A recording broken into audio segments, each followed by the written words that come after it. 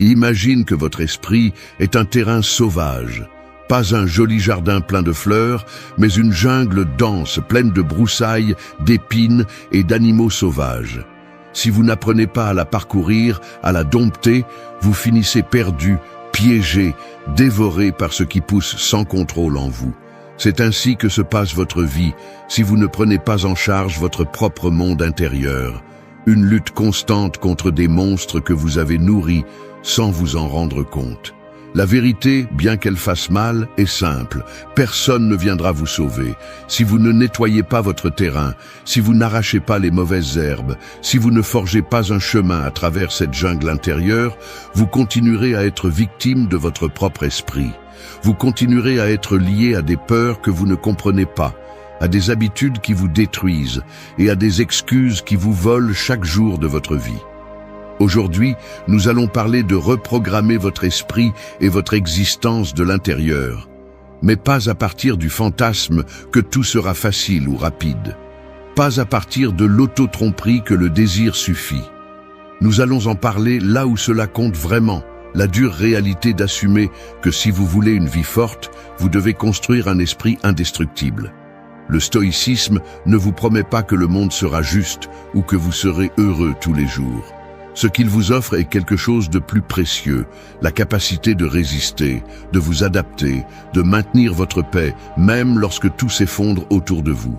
Et je vous préviens dès maintenant, ce ne sera pas confortable, parce que reprogrammer l'esprit implique de vous arracher des couches entières de faiblesse, de rompre avec des croyances que vous avez protégées pendant des années, de détruire vos propres excuses une par une. Mais si vous êtes capable de traverser cette douleur, ce que vous allez trouver de l'autre côté est inestimable. La liberté, le vrai pouvoir, une paix intérieure qui ne dépend de personne.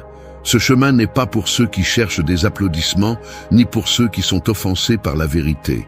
Il est pour ceux qui sont prêts à se regarder en face, à voir ce qui fait mal, et à continuer à marcher avec les poings serrés et le regard ferme. Parce que la vie ne va pas vous attendre. Et chaque jour que vous laissez passer sans prendre le contrôle de votre esprit, c'est un jour de plus que la jungle grandit et engloutit tout ce que vous auriez pu être. Êtes-vous prêt à entrer dans votre propre jungle et à réclamer ce qui vous appartient? Alors commençons. 1. Forge ton esprit dès la première respiration de la journée. Ton esprit, en te réveillant, est comme un morceau de métal brûlant, tout juste sorti de la forge. Malléable, vulnérable, capable de se transformer en une arme imparable ou en un morceau de ferraille rouillé selon les premières décisions que tu prends. Chaque matin, sans t'en rendre compte, tu tiens dans tes mains le marteau et l'enclume. Et ce que tu fais dans ces premières minutes définit le cours de toute ta journée et à long terme, la direction de ta vie. Beaucoup se réveillent et la première chose qu'ils font est de charger leur esprit de déchets, réseaux sociaux, nouvelles négatives, messages vides. Ils confient leur acier incandescent aux mains des autres et permettent que leurs pensées soient frappées, pliées et tordues jusqu'à devenir méconnaissables.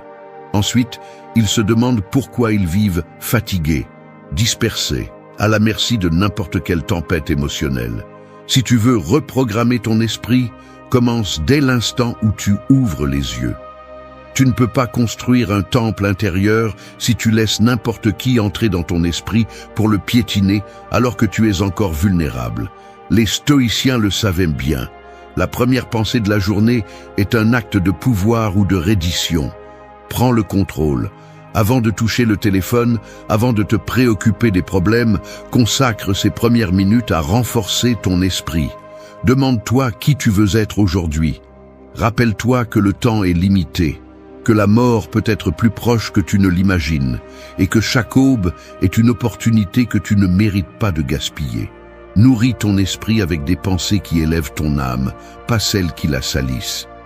Tu peux commencer par une simple affirmation stoïcienne. Aujourd'hui, je ne contrôlerai pas ce qui m'arrive, mais je contrôlerai comment je réagirai à tout.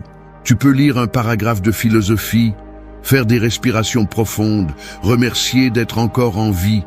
Peu importe la technique, ce qui compte, c'est l'acte conscient de prendre les rênes de ton esprit avant que le monde ne le fasse pour toi. Chaque matin, tu es comme un forgeron. Chaque décision matinale, chaque pensée que tu permets ou rejettes, chaque mot que tu te dis à toi-même est un coup de marteau sur l'acier de ton caractère. Si tu le frappes avec détermination, discipline et conscience, ton esprit se durcira. Il deviendra tranchant, fort, indestructible. Si, au contraire, tu le laisses exposer à la négligence et à la paresse mentale, il se fissurera. Il deviendra mou, fragile, incapable de résister à la pression de la vie réelle. Tu n'as pas besoin de rituels compliqués. Tu as besoin d'une brutalité honnête. Demande-toi, est-ce que je forge mon esprit ou est-ce que je le laisse rouiller? Est-ce que je commence ma journée avec un but ou est-ce que je laisse les courants me traîner sans direction? Suis-je le forgeron ou la victime de ma propre forge? Personne ne peut le faire pour toi. Personne ne va lever le marteau quand tu es fatigué. Personne ne va te sauver de toi-même. Chaque aube est une bataille silencieuse entre la volonté et l'habitude. Et même si tu ne peux pas gagner tous les combats, chaque fois que tu choisis de te forger toi-même plutôt que de te rendre, tu deviens plus fort. Chaque choix conscient est une nouvelle cicatrice sur l'acier de ton âme. Alors, la prochaine fois que tu ouvres les yeux, ne le fais pas comme quelqu'un qui survit simplement un jour de plus. Fais-le comme un guerrier qui sait que la bataille commence dès qu'il se réveille. Lève le marteau, frappe ton acier et commence à te construire, non pas à partir de l'espoir, mais à partir de l'action. Parce que ceux qui maîtrisent leur matin finissent par maîtriser leur vie. 2. Nourris ton âme avec des mots qui t'élèvent. Imagine que ton esprit est un puits profond. Chaque mot que tu entends, chaque pensée que tu acceptes est comme une pierre que tu jettes au fond. Certaines pierres nettoient l'eau, la clarifient, la purifient. D'autres, en revanche, salissent, contaminent, empoisonnent tout ce qu'elles touchent.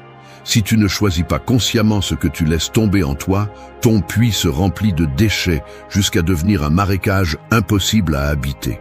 La plupart des gens vivent ainsi. Ils laissent n'importe quel mot étranger, n'importe quelle critique, n'importe quel message toxique entrer dans leur esprit sans filtre. Ils s'empoisonnent quotidiennement, sans même s'en rendre compte. Et ensuite, ils se demandent pourquoi ils vivent dans la peur, la colère, une tristesse qu'ils ne comprennent pas. L'esprit n'est pas invincible. Il se nourrit de ce qu'il consomme. Si tu laisses la première phrase que tu entends chaque matin être un cri de haine, si tu permets que ta conversation interne soit remplie d'autocritique et de résignation, peu importe combien tu t'efforces ensuite, tu as déjà semé des graines pourries en toi. Les stoïciens enseignaient à protéger l'esprit comme on protège une forteresse. Tout le monde ne pouvait pas entrer. Tous les mots n'étaient pas les bienvenus. Seuls ceux qui renforçaient l'esprit, qui rappelaient le but, qui maintenaient la flamme interne allumée. Et ce n'était pas un hasard. Ils savaient que la vie te frappe suffisamment pour que tu portes en plus des pierres inutiles dans ton propre cœur. Aujourd'hui, plus que jamais, tu as besoin d'être brutalement sélectif. Nourris ton âme avec des mots qui t'élèvent. Entoure-toi d'idées qui te rappellent qui tu peux être, pas de poison qui te lie à qui tu étais. Choisis soigneusement ce que tu lis, ce que tu écoutes, ce que tu te répètes en silence quand personne ne te voit. Cela ne signifie pas que tu vives dans une bulle de positivisme bon marché. Il ne s'agit pas de nier la dureté de la vie, mais de choisir des outils qui te préparent à y faire face, pas des phrases qui te font abandonner avant l'heure. Chaque mot peut être une brique dans la construction de ton caractère ou une fissure dans ta forteresse mentale. Chaque phrase que tu acceptes sans réfléchir peut devenir une ancre qui te tire vers le bas ou une corde qui te pousse vers le haut. Alors commence à être un gardien féroce de ton monde intérieur. Quand quelqu'un te parle, demande-toi, ce qu'il dit renforce-t-il mon âme ou l'affaiblit-il? Quand tu lis un message, évalue. Cela nourrit-il mon esprit ou le contamine-t-il? Quand tu te parles à toi-même, sois impitoyablement honnête. Est-ce que je m'élève ou est-ce que je me sabote? C'est ta responsabilité. Personne d'autre ne va filtrer le bruit pour toi. Personne ne va protéger ton puits si tu ne lèves pas les murs. Chaque mot que tu laisses passer sans conscience est une occasion perdue de renforcer ton esprit. Commence petit. Choisis une phrase qui t'inspire et répète-la chaque matin. Lis quelque chose qui te défie, qui te rappelle ton potentiel, qui te donne faim d'être plus. Entoure-toi de voix qui construisent, pas qui détruisent. Parle-toi comme tu parlerais à quelqu'un que tu aimes et respectes, pas comme un bourreau qui ne pardonne pas les erreurs. La vie est déjà assez dure pour être ton pire ennemi. Souviens-toi de ceci, les mots sont des graines invisibles. Ceux que tu sèmes aujourd'hui dans ton esprit fleuriront dans ton âme demain. Choisis de semer la grandeur, choisis de nourrir ton feu, parce que ceux qui contrôlent les mots qu'ils acceptent finissent par contrôler leur destin. 3. Embrasse la réalité telle qu'elle est, sans masque. Imagine-toi marchant dans un vieux marché, plein de vendeurs, offrant des masques de toutes sortes. Il y a des masques de bonheur forcé, de succès superficiel, de perfection irréelle. Tout le monde les achète, tout le monde les utilise. Et toi, sans t'en rendre compte, tu finis par payer avec ton authenticité pour t'insérer dans un défilé d'apparences vides. Chaque fois que tu choisis un masque, tu t'éloignes un peu plus de toi-même et de la vie telle qu'elle est réellement. La plupart préfèrent vivre derrière des déguisements parce que faire face à la vérité fait mal. Il n'est pas confortable de reconnaître tes limites, ta fragilité, tes blessures mal cicatrisées. Il n'est pas facile d'accepter que le monde ne va pas se modeler selon tes désirs, que les gens ne seront pas toujours justes, que la douleur fait partie inévitable du voyage. Mais c'est ici que le stoïcisme nous lance une vérité brutale. La liberté commence lorsque tu arrêtes de lutter contre la réalité. Embrasser la vie telle qu'elle est signifie lâcher la fantaisie que les choses devraient être différentes. Cela signifie regarder tes défauts, tes échecs, tes peurs sans anesthésie. Cela signifie accepter que la tristesse existe, que la perte est réelle, que l'effort ne sera pas toujours récompensé comme tu l'espères. Non pas pour te résigner, mais pour arrêter de perdre de l'énergie dans des batailles inutiles contre ce qui est simplement. Chaque fois que tu nies la réalité, tu deviens plus faible. Chaque fois que tu espères que la vie soit juste, que les autres agissent comme tu le souhaites, que la douleur disparaisse par magie, tu te livres à la souffrance auto-infligée. Et il n'y a aucune excuse qui puisse te sauver de cela. La vie ne te doit pas de compréhension. Elle ne te doit pas de justice. Elle ne te doit pas de bonheur. La vie est un champ de bataille indifférent, et seuls ceux qui apprennent à le parcourir sans masque, en voyant le terrain tel qu'il est, survivent et grandissent. Il n'y a pas de force plus puissante que celle de celui qui voit la dureté de la vie et décide malgré tout de rester ferme. Le stoïcien ne se trompe pas, il ne cherche pas de consolation dans les illusions. Il ne se cache pas derrière des masques brillants pour être accepté. Il se présente tel qu'il est, imparfait, vulnérable, mais invincible dans sa décision d'agir avec vertu malgré tout. Parce que dans un monde où tout le monde fuit la vérité, oser la regarder en face est un acte de courage féroce. Alors, enlève tes masques. Arrête de maquiller ton âme pour plaire aux autres. Arrête de te mentir en disant que tout va bien quand tu sais que tu as besoin de changer. Regarde ta vie en face, même si ça fait mal. Accepte ce que tu ne peux pas contrôler. Change ce qui est entre tes mains et marche chaque jour avec la dignité de celui qui n'a plus besoin de se cacher derrière rien ni personne. Ce n'est que lorsque tu embrasses la réalité telle qu'elle est que tu peux commencer à la transformer vraiment. Ce n'est que lorsque tu acceptes que la douleur, la perte et l'échec font partie du chemin que tu peux arrêter de les craindre et commencer à construire sur eux. L'authenticité ne te rend pas invulnérable, mais elle te rend inébranlable. Rappelle-toi ceci, le masque peut te protéger un moment, mais à la fin il pèse tellement qu'il finit par t'étouffer. Mieux vaut marcher nu d'illusion, mais libre, que de porter toute une vie une façade qui ne t'a jamais appartenu. 4. Lâche les chaînes invisibles du passé. Il y a des gens qui marchent dans la vie en traînant un sac invisible rempli de pierres. Chaque pierre représente une erreur, une trahison, un échec ou un moment qu'ils n'ont pas réussi à surmonter. Bien que le sac ne soit pas visible, le poids est réel.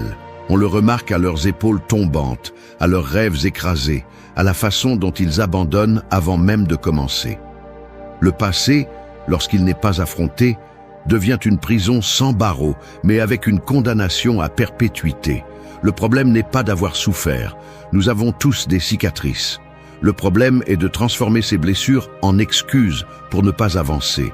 C'est laisser les fantômes d'hier dicter ce que tu peux ou ne peux pas être aujourd'hui. C'est donner le gouvernail de ta vie à des souvenirs qui ne devraient plus avoir de pouvoir sur toi.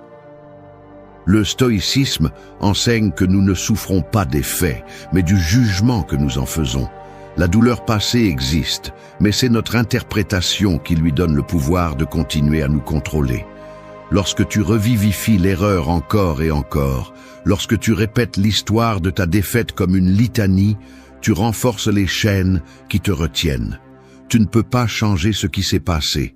Tu ne peux pas réécrire les trahisons, ni effacer les pertes, ni corriger les décisions qui t'ont conduit à la douleur. Mais tu peux décider si tu continues à vivre enchaîné à elles ou si tu les laisses là où elles appartiennent, dans le passé. La véritable liberté ne vient pas de l'oubli, mais de ne pas permettre au passé d'écrire ton présent. Lâche les chaînes, lâche la rancune qui te ronge de l'intérieur, lâche la culpabilité qui t'arrête chaque fois que tu veux recommencer, lâche la peur qui est née d'une vieille blessure et qui n'a plus de raison de te gouverner. Chaque jour où tu portes ces poids inutiles est un jour où tu donnes ta force, ton énergie, ta vie. La résilience ne consiste pas à prétendre que ça n'a pas fait mal, ni à ignorer que tu as souffert. Elle consiste à reconnaître que la douleur t'a brisé, oui, mais que tu peux aussi décider de te réparer mieux que tu ne l'étais avant. Chaque cicatrice peut être une marque de défaite ou une médaille de guerre. C'est toi qui choisis. Lâche aussi les victoires passées qui sont aujourd'hui devenues des zones de confort.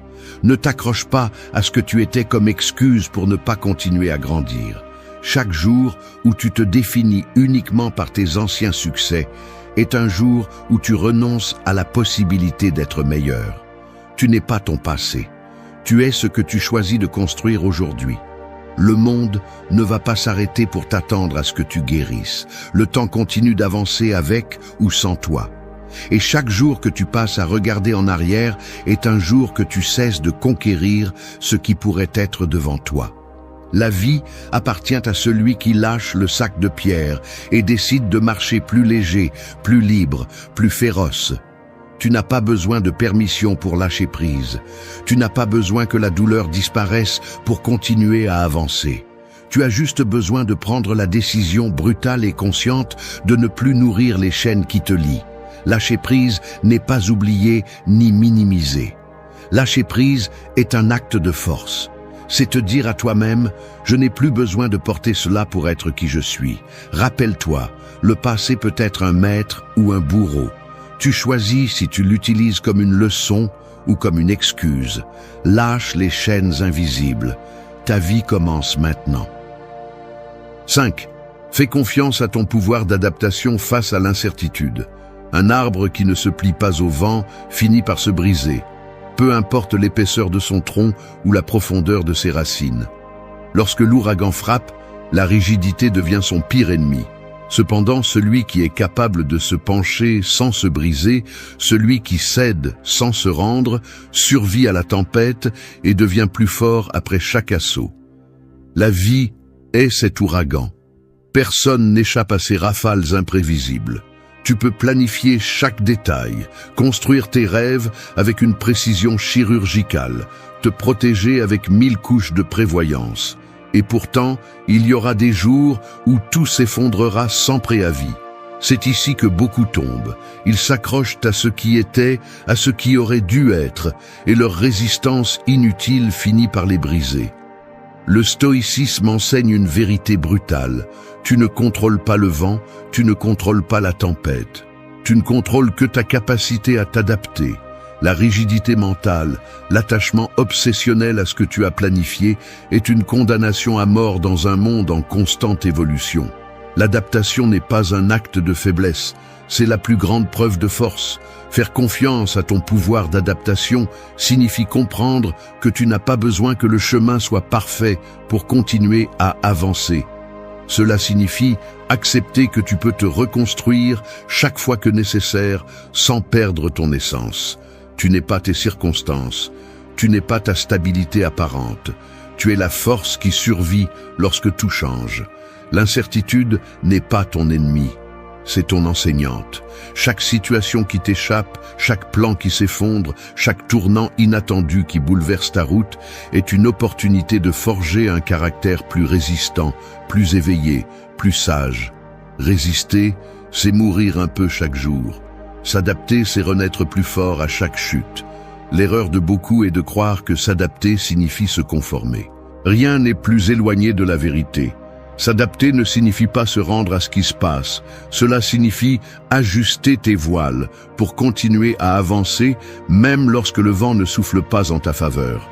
Cela signifie trouver des chemins là où d'autres ne voient que des barrières, construire des ponts là où d'autres voient des abîmes. La prochaine fois que la vie te déséquilibre, ne demande pas « Pourquoi cela m'arrive-t-il ?»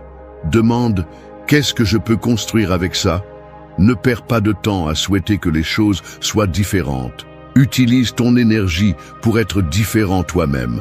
Celui qui maîtrise sa capacité d'adaptation n'a pas besoin que le monde soit prévisible, car il devient quelqu'un capable de naviguer dans n'importe quelle marée. Fais confiance à ton pouvoir de transformation. Tu es fait de la même matière qui a résisté à des guerres, des pertes, des échecs et des trahisons tout au long de l'histoire. En toi, il y a une force qui ne dépend pas des conditions extérieures, seulement de ta décision de l'utiliser. Tu ne vas pas éviter que la vie te frappe. Tu ne vas pas trouver un refuge éternel où tout est sûr. Mais tu peux devenir quelqu'un qui, quoi qu'il arrive, se relève, se secoue la poussière et continue d'avancer. C'est ça, la véritable invincibilité. Rappelle-toi, les arbres qui survivent à la tempête ne sont pas les plus grands ni les plus durs. Ce sont ceux qui savent se plier sans se briser. Sois comme eux, adapte-toi, fais-toi confiance, parce que celui qui maîtrise l'incertitude maîtrise son destin. 6. Défends ta paix avec des limites inébranlables. Ta paix est comme une source cachée au milieu du désert.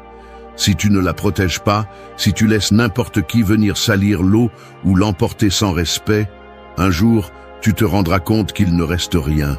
Juste un sol sec, aride et fissuré, incapable de donner vie à quoi que ce soit de nouveau. Beaucoup marchent vides, sans comprendre pourquoi leur énergie se vide chaque jour. Ils ne voient pas que chaque dispute inutile, chaque relation toxique tolérée, chaque engagement accepté par obligation, draine leur source interne. Ils perdent leur force peu à peu, non pas dans de grandes batailles, mais dans de petites trahisons silencieuses envers eux-mêmes. Défendre ta paix, c'est refuser de négocier ta tranquillité en échange de l'approbation des autres.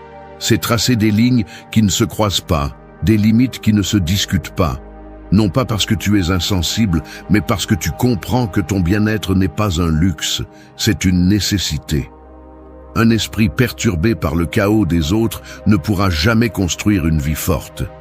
L'erreur est de croire que tu dois être tout pour tout le monde, que si tu dis non, tu deviendras égoïste, que si tu mets de la distance, tu seras cruel. Mais la vérité est plus dure et plus simple. Celui qui ne pose pas de limites finit par exploser, fatigué de porter sur ses épaules le poids d'un monde qui n'est pas le sien. Tu n'es pas une décharge émotionnelle pour que quiconque y dépose ses frustrations. Tu n'es pas un soldat au service des batailles d'autrui. Tu es le gardien de ton propre espace sacré. Chaque fois que tu permets une invasion de ta paix, même petite, tu ouvres une brèche qui grandit avec le temps. Peu importe si tu le fais par amour, par peur ou par culpabilité. Les intentions ne sauvent pas. Les conséquences n'attendent pas non plus. Une vie sans limite claire est une vie condamnée au ressentiment et à la frustration. Le stoïcisme nous apprend à préserver l'esprit comme on préserve un temple. Seul l'essentiel entre. Seul ce qui est précieux reste. Tout le monde ne mérite pas d'accéder à tes pensées, à ton temps, à ton énergie. Peu importe combien de plaintes ou de réclamations tu reçois, peu importe combien de fois on essaie de te faire sentir coupable de te choisir. La responsabilité de prendre soin de ta paix n'est pas la leur, c'est la tienne. Il n'est pas nécessaire de construire des murs de haine ou de s'isoler du monde. Il suffit d'être clair, ferme et constant. Apprendre à dire non sans culpabilité, à te retirer quand une conversation devient un champ de bataille inutile, à fermer des portes sans regarder en arrière quand tu sais que rester seul signifie continuer à te perdre toi-même. Chaque limite que tu marques avec respect et détermination est un acte d'amour-propre. C'est une déclaration silencieuse que tu valorises ta vie plus que toute validation temporaire. Tout ne peut pas être réglé en parlant, toutes les blessures ne se ferment pas en demandant pardon. Parfois, le plus grand acte de maturité est de te retirer avant que le poison ne s'enracine trop profondément. Rappelle-toi que ta paix n'a pas de prix, elle n'est pas négociable, elle n'est pas à vendre. Si tu la perds parce que tu ne sais pas comment la défendre, aucun succès extérieur, aucune somme d'argent, aucune relation superficielle ne pourra te la rendre. Sans paix intérieure, tout le reste devient sans importance. Défends ta source comme si ta vie en dépendait, parce qu'au fond, c'est le cas. 7. Honore ton temps comme le trésor le plus précieux que tu possèdes.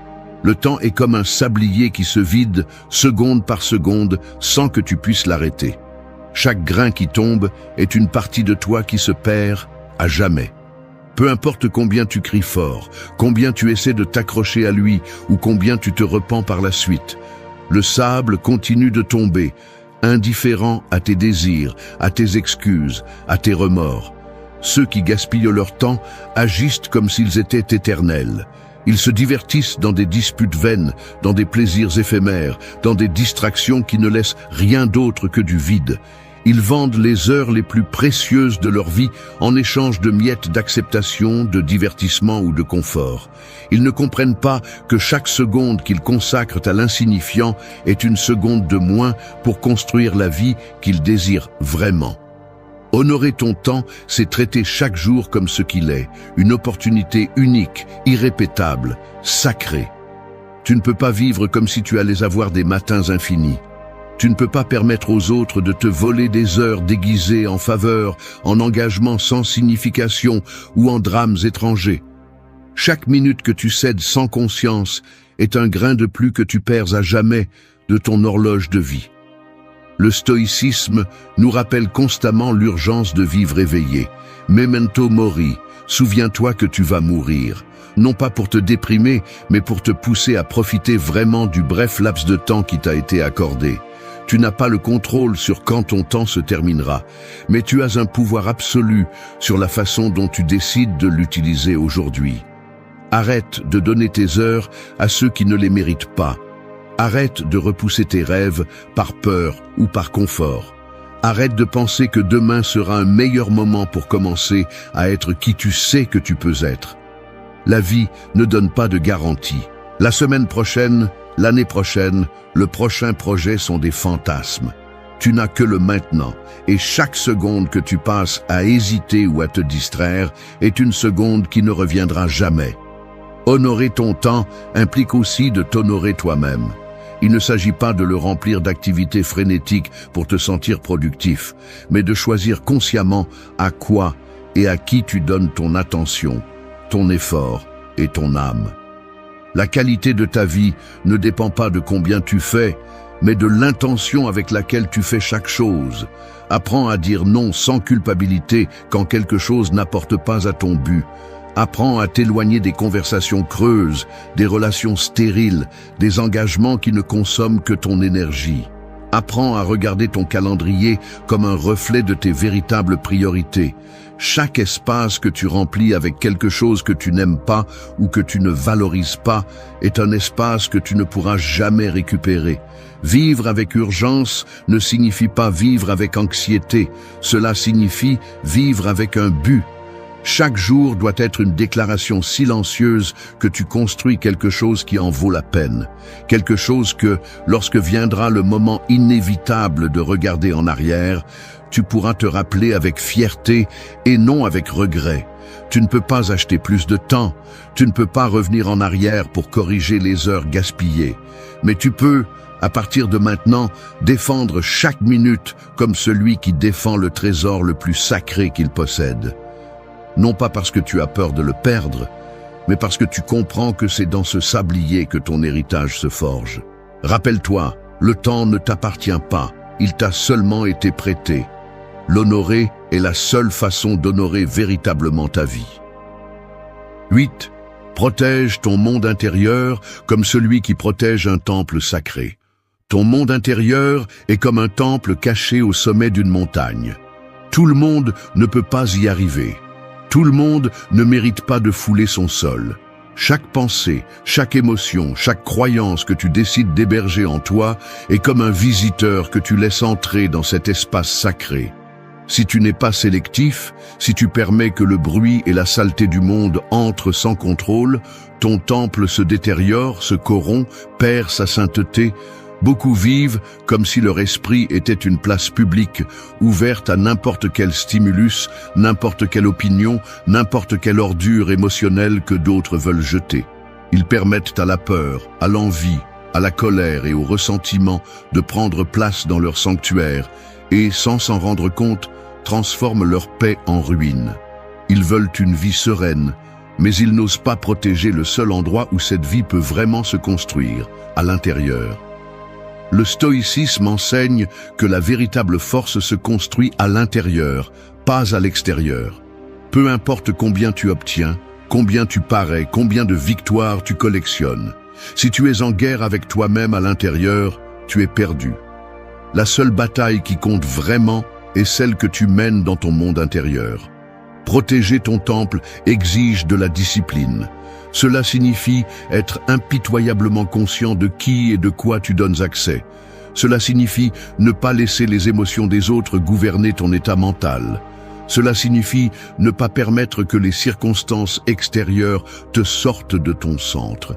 Ce n'est pas de l'insensibilité, c'est de la sagesse. C'est comprendre qu'à chaque fois que tu perds le contrôle sur ton intérieur, tu donnes ton pouvoir à des forces qui ne devraient pas te gouverner.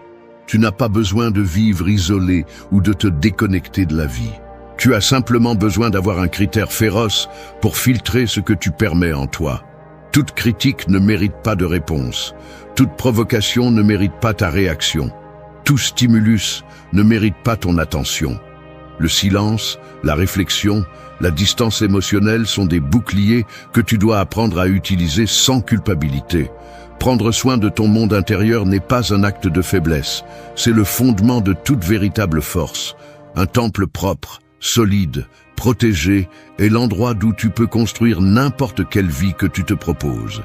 Mais un temple envahi, abandonné ou corrompu ne peut générer que confusion, anxiété et défaite. Rappelle-toi, personne d'autre ne peut prendre soin de ton temple pour toi. Si tu ne deviens pas son gardien, son constructeur et son défenseur, personne ne le fera. Protège ton monde intérieur comme celui qui protège ce qui est le plus sacré. Parce qu'en vérité, c'est le cas. Tu es en train de perdre la guerre et tu ne t'en rends même pas compte. Il n'y a pas de bombes, pas de cris, pas de soldats. Il n'y a qu'un téléphone qui sonne toutes les 5 minutes, un agenda que tu n'as pas écrit et une voix dans ta tête qui ne sonne plus comme la tienne. C'est ainsi que l'on perd le contrôle, pas avec un coup, mais avec des milliers de petites concessions. Une opinion que tu avales, un oui que tu voulais être un non, une idée à toi que tu laisses mourir par peur de ne pas correspondre. Et quand tu t'en rends compte, tu vis en pilote automatique, faisant ce qu'il faut, disant ce qu'on attend, pensant ce qu'on t'a appris. Veux-tu savoir ce qui est le plus dur? Personne ne le remarquera. Ils vont t'applaudir, ils vont dire que tu es normal, que tu es une bonne personne, que tu fais ce qu'il faut faire. Mais toi, à l'intérieur, tu connais la vérité, tu n'es pas aux commandes. Ce n'est pas une autre conférence de motivation bon marché. C'est un appel à la guerre la plus importante, la guerre intérieure. Celle qui se livre tous les jours dans le silence de ton esprit, dans ce que tu décides de dire et dans ce que tu oses faire. Et si tu veux gagner cette guerre, il y a 3 armes que tu ne peux jamais lâcher. Parler avec un but, penser clairement, agir avec puissance. Les stoïciens le savaient déjà il y a des siècles. Ils ne cherchaient pas la gloire, ni l'approbation, ni la motivation rapide. Ils cherchaient la liberté, mais pas celle qui vient de l'extérieur, mais celle qui se conquiert de l'intérieur. Ils comprenaient que le monde peut être un désastre, mais si ton intérieur est en ordre, tu restes ferme. Ce scénario n'est pas pour tout le monde. Il est pour ceux qui en ont assez de se sentir faibles, confus, éteints. Il est pour ceux qui veulent retrouver ce qu'ils n'auraient jamais dû perdre, leur pouvoir personnel. Tout au long de ce chemin, nous allons traverser 8 leçons. Chacune est une provocation, un outil, une coupure nette à la médiocrité. Ce ne sont pas de belles idées, ce sont des règles pour vivre avec intention. Et si tu les appliques, tu ne vas pas seulement changer ta façon de penser, tu vas reprendre le contrôle de ta vie. On va commencer. Mais avant, pose-toi une seule question. Es-tu vraiment prêt à te battre pour toi-même? 1. Ne nourris pas ton esprit comme s'il ne valait rien. Ton esprit est comme un cheval sauvage, puissant, rapide, avec un potentiel que tu n'imagines pas, mais aussi dangereux si tu le nourris avec des déchets. Donne-lui de la nourriture pourrie, et non seulement il tombe malade, il te jette au sol, te traîne, te fait croire que tu ne peux plus remonter. La plupart des gens passent leur vie sans se rendre compte de cela. Ils pensent qu'ils peuvent consommer n'importe quoi et continuer à penser clairement, mais c'est une illusion. Ce que tu laisses entrer dans ton esprit le façonne, il le renforce ou l'affaiblit, il l'aiguise ou l'émousse, il le réveille ou l'endort. Chaque pensée, chaque image, chaque mot que tu acceptes sans filtre est comme une graine qui prend racine en toi. Si tu ne choisis pas consciemment ce que tu consommes, d'autres le feront pour toi. Aujourd'hui plus que jamais, nous sommes entourés de bruits déguisés en informations. Des nouvelles conçues pour altérer tes émotions, des réseaux sociaux conçus pour te voler ton attention, des conversations vides qui ne t'apportent rien, mais que tu consommes quand même parce qu'il faut être informé ou parce que tout le monde le fait. Et plus tu acceptes cela sans le remettre en question, plus cela devient ta normalité. Tu nourris ton esprit comme si cela n'avait pas d'importance, comme si ce n'était pas le noyau de tout ce que tu es. Mais c'est le cas. Ce que tu crois, ce que tu dis, ce que tu fais, tout commence par ce que tu penses. Et ce que tu penses est directement lié à ce que tu consommes. Les stoïciens étaient obsédés par cela. Ils savaient qu'un esprit faible se trahit lui-même. C'est pourquoi ils cultivaient la lecture, le silence, l'observation profonde. Ils ne laissaient pas n'importe quoi entrer en eux. Parce qu'ils savaient que le prix d'un esprit contaminé est une vie hors de contrôle. Et cela ne se remarque pas dans les grandes tragédies, cela se remarque dans le subtil.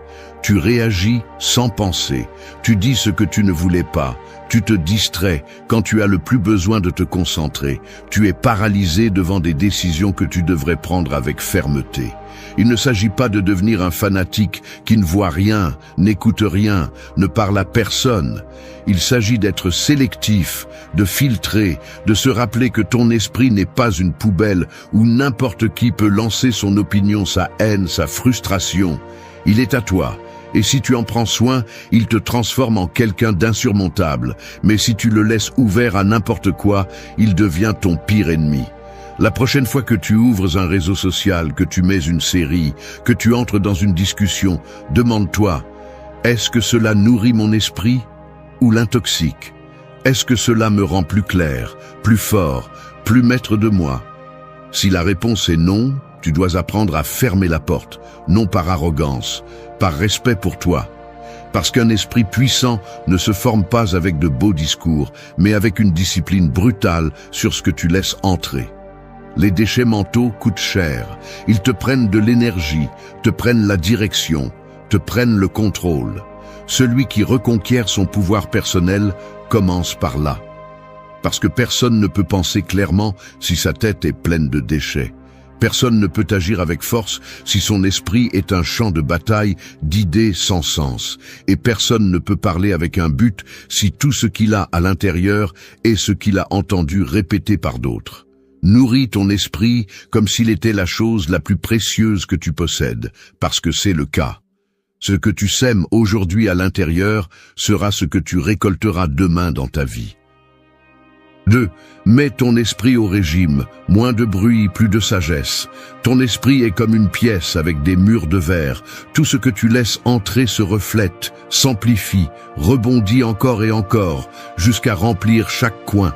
Et si tu ne contrôles pas ce qui entre, cet espace qui devrait être propre, serein et concentré, devient un marché bruyant, plein de voix étrangères, d'opinions inutiles et de pensées qui ne t'appartiennent pas. Tu veux penser clairement, mais tout est saturé. Tu te sens épuisé, mais tu n'as rien fait de physique. Tu ne sais pas pourquoi tu es frustré, pourquoi tu as du mal à te concentrer, pourquoi tu as l'impression de ne pas avancer. La réponse est là, dans ce bruit invisible que tu laisses passer comme si cela n'avait pas d'importance. Le bruit ne crie pas toujours.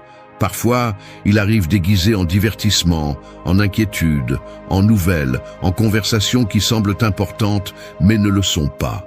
Tu accumules de l'information comme si plus tu en savais, plus tu étais préparé, mais en réalité, tu ne fais que remplir ta tête de poids supplémentaires.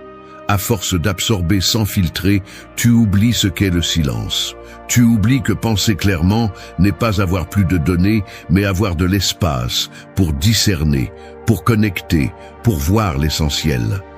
Les stoïciens savaient qu'un esprit bruyant est un esprit faible.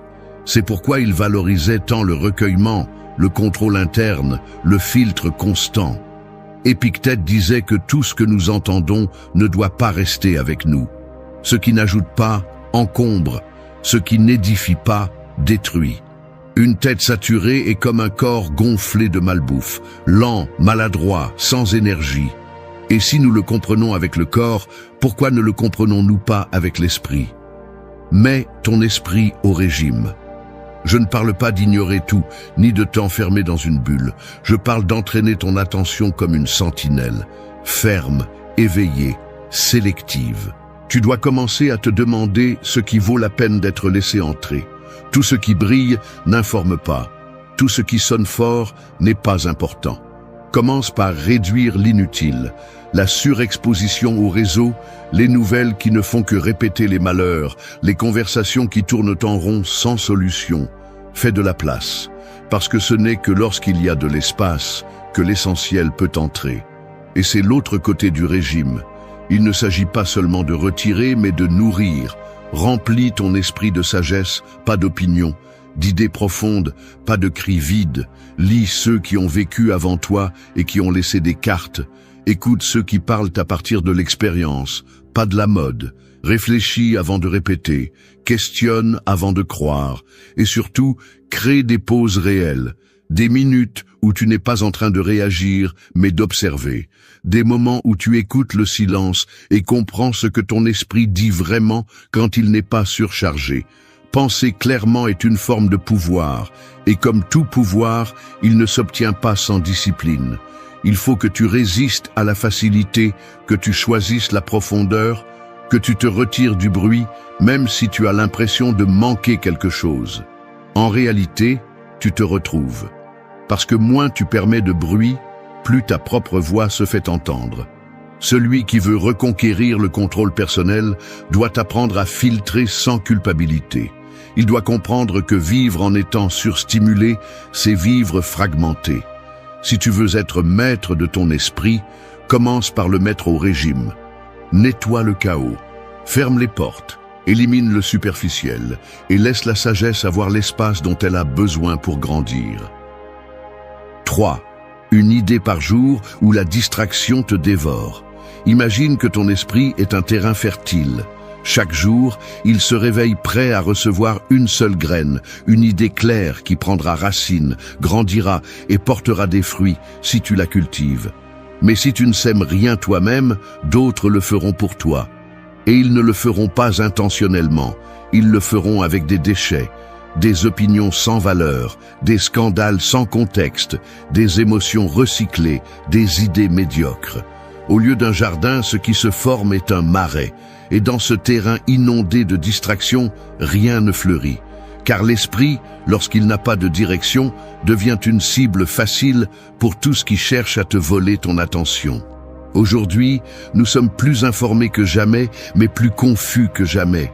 Nous naviguons entre des milliers de contenus, mais nous ne retenons rien. Nous sautons de sujet en sujet comme si le savoir était un divertissement. Et pendant ce temps, l'attention se fragmente, la volonté s'épuise et la clarté disparaît. Les gens pensent qu'ils ont le contrôle parce qu'ils ont accès à tout, mais en réalité, ils l'ont perdu parce qu'ils ne savent plus quoi chercher.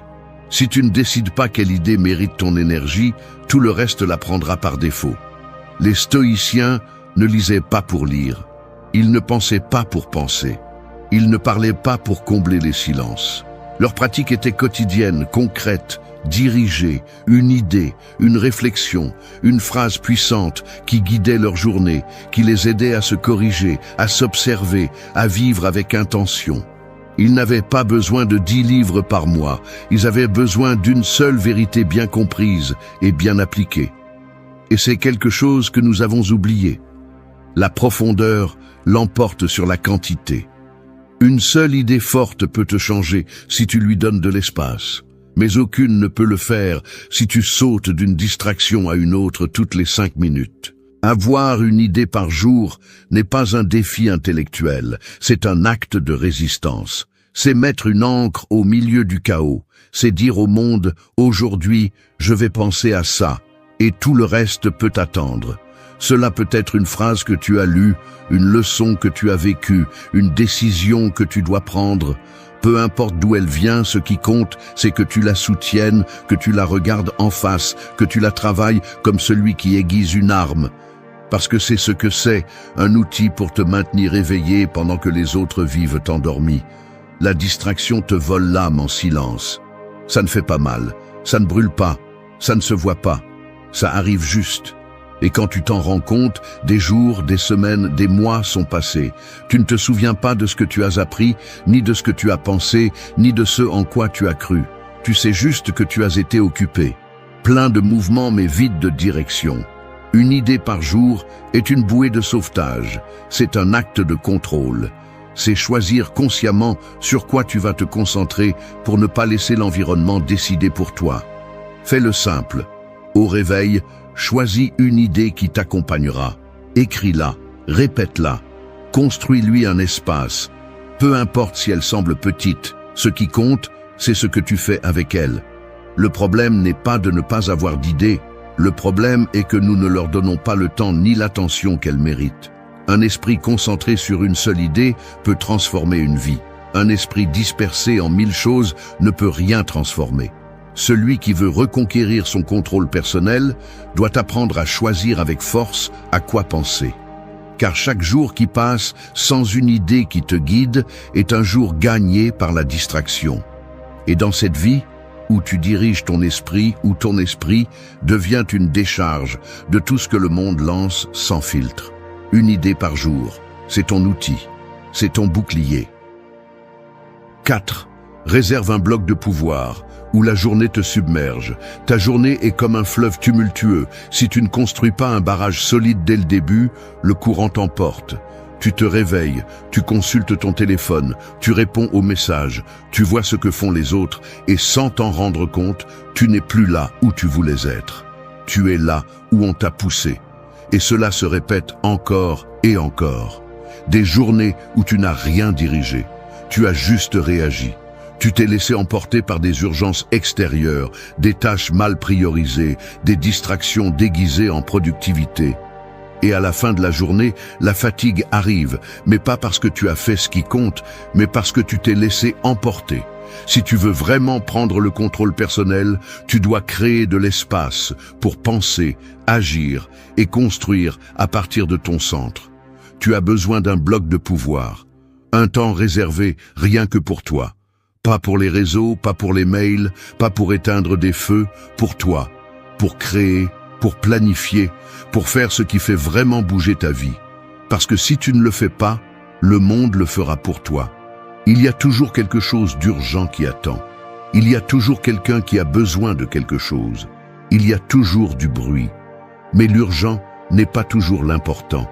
Et ce que les autres attendent de toi, ne construit pas toujours ce que tu veux être. Ce bloc n'a pas besoin de durer des heures, il n'a pas besoin d'être parfait, ni rempli de rituels sophistiqués. L'important est qu'il soit intouchable.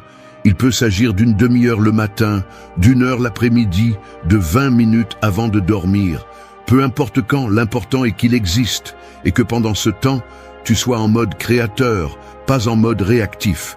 Que tu utilises cet espace pour te concentrer sur l'essentiel, lire, écrire, penser, planifier, exécuter quelque chose de clé, ce que tu sais qui te rapproche de qui tu veux être, mais que tu laisses toujours pour plus tard parce que la journée se complique. Les stoïciens n'attendaient pas d'avoir un jour de congé pour réfléchir. Ils ne laissaient pas leur croissance au hasard. Ils utilisaient chaque moment disponible pour renforcer leur caractère. Marc Aurèle écrivait dans son journal avant de faire face aux problèmes de l'Empire. Non pas parce qu'il avait du temps, mais parce qu'il comprenait que sans clarté interne, tout le reste devient confus. Épictète enseignait que si tu n'as pas un moment quotidien pour toi, alors tu n'as pas une vie. Tu vis simplement celle des autres. Et il ne s'agit pas d'égoïsme, il s'agit d'ordre, de prioriser ce qui soutient vraiment ton esprit, ton énergie et ta vision. Ce bloc de pouvoir est ta base. C'est le moment où tu plantes tes décisions les plus fermes, où tu te vides du bruit et te remplis de direction. Si ce moment n'existe pas, le chaos gagne toujours, parce que le monde est conçu pour t'interrompre, pour te diviser, pour te faire oublier qui tu es et ce que tu veux. Fais-en une habitude, défends-le avec tout. Éteins le téléphone, ferme la porte, fais taire le monde, et même si tout crie, reste ferme. Parce que dans cet espace, tu ne te renforces pas seulement, tu te rappelles aussi. C'est là que tu reprends les rênes avant que la journée ne te les arrache. Celui qui n'a pas de bloc de pouvoir vit à la merci de son environnement. Il réagit, improvise, se frustre. Mais celui qui en a un devient une force difficile à déplacer. Non pas parce qu'il contrôle tout, mais parce qu'il contrôle l'essentiel, son focus. Ton temps est limité, et ce que tu fais avec les premières minutes détermine la qualité du reste de la journée. Ne donne pas ton énergie la plus précieuse au hasard. Ne laisse pas le bruit te voler les premières heures. Réserve ce bloc, protège-le, parce que c'est le moment où se forge le contrôle personnel. Le reste n'est que réaction. 5. Apprends à te taire quand tu n'as rien de réel à dire. Parler sans réfléchir, c'est comme tirer des flèches au hasard au milieu d'une foule.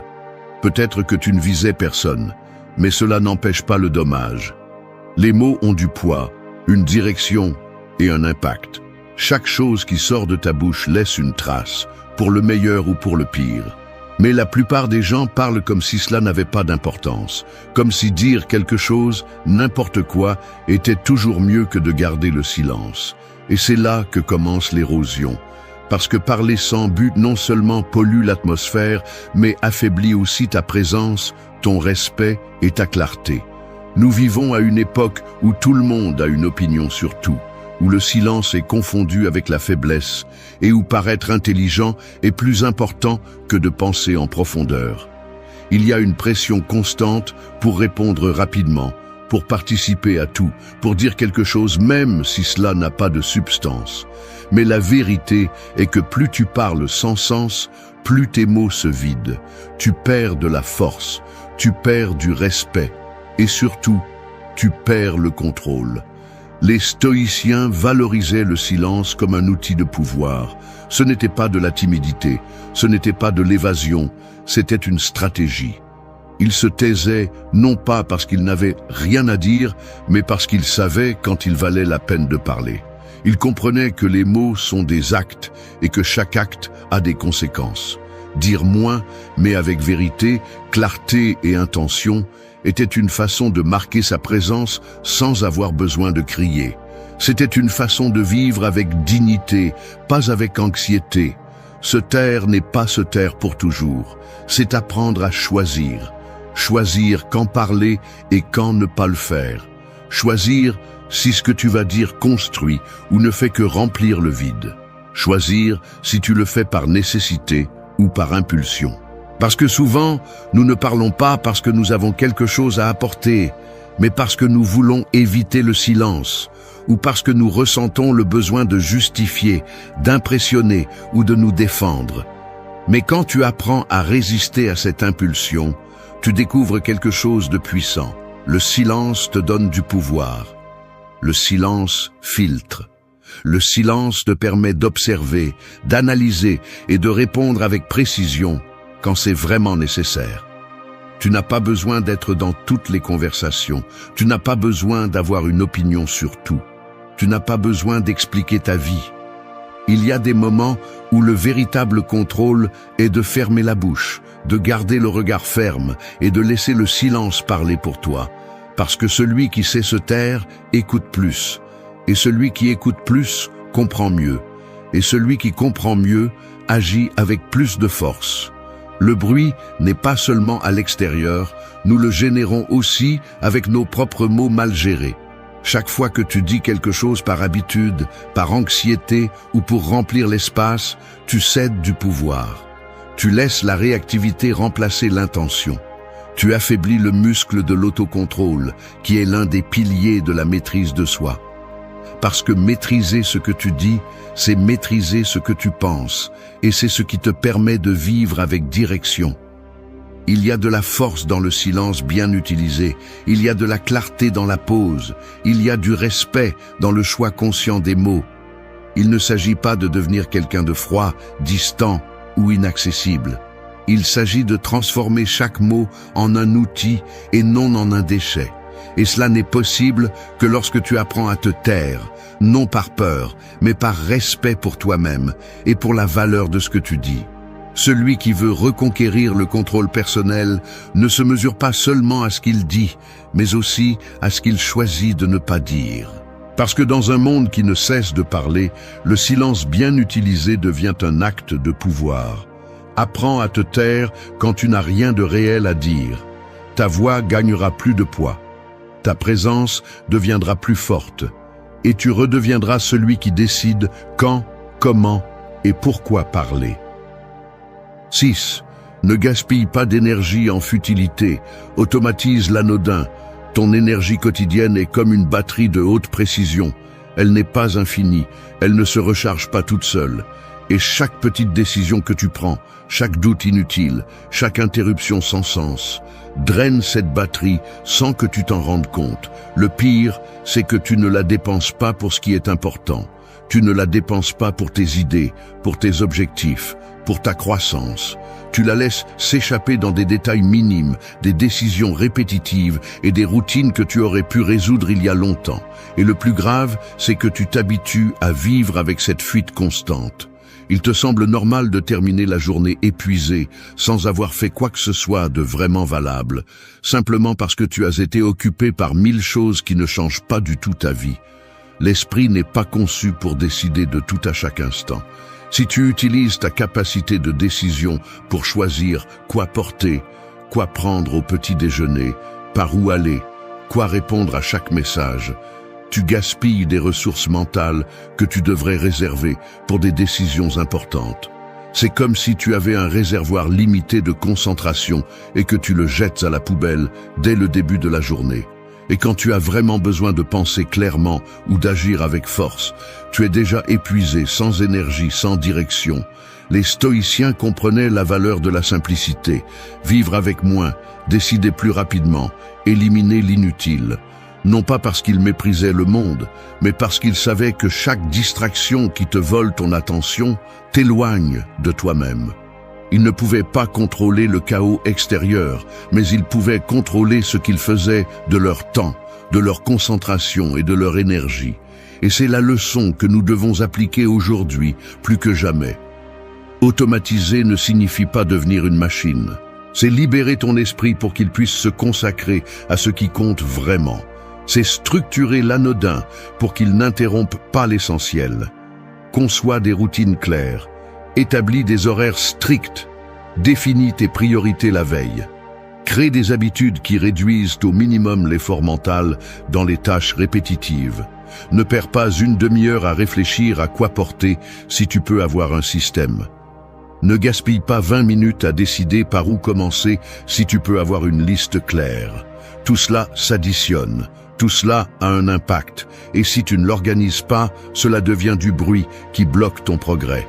Les gens pensent qu'ils ont besoin de plus de motivation, mais ce dont ils ont vraiment besoin, c'est de moins de friction.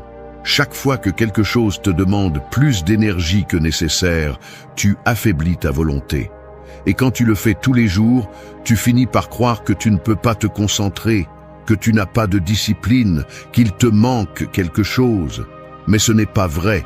Ce qui te manque, c'est de la structure. Ce qui te manque, c'est de la stratégie. Ce n'est pas de la force qu'il faut pour gagner la journée, c'est de l'intelligence pour ne pas la gaspiller. Celui qui veut reconquérir le contrôle personnel doit être brutalement honnête avec lui-même. Où gaspilles-tu ton énergie? Combien de décisions sans importance te volent du temps chaque jour? Combien d'habitudes pourrais-tu automatiser pour retrouver de la clarté?